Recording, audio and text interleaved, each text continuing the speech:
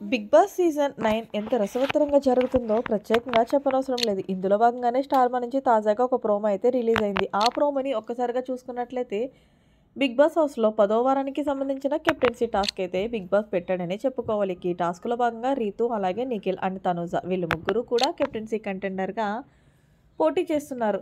ఇక ఇమ్యూనిటీ కోసం ఒక్క అడుగు దూరంలో ఉన్నారు అంటూ బిగ్ బాస్ తెలియజేశారు.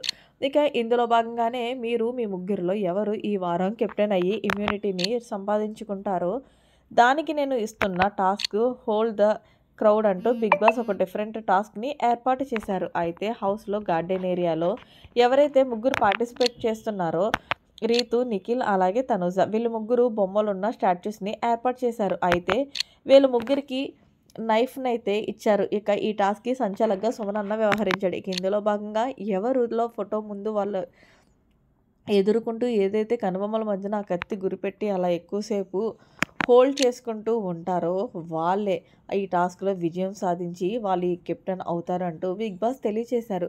ఇక ఇందులో భాగంగానే తనుజ అయితే నెక్స్ట్ లెవెల్ ప్రాణం పెట్టి టాస్క్ ఆడిందనే చెప్పాలి. ఎందుకంటే అంతసేపు హోల్డ్ చేయడం అనేది చాలా కష్టం.